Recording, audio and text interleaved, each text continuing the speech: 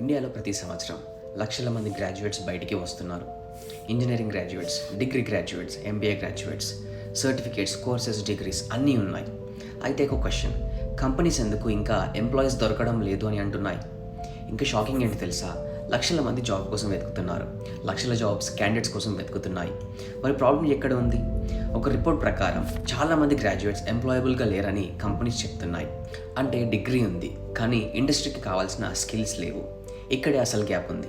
మన education system exam pass చేయడం నేర్పిస్తుందా లేక ప్రాబ్లమ్స్ సాల్వ్ చేయడం నేర్పిస్తుందా? ఎందుకంటే మార్కెట్ అడిగేది మార్క్స్ కాదు, స్కిల్స్, కమ్యూనికేషన్, టెక్నాలజీ, అడాప్టబిలిటీ.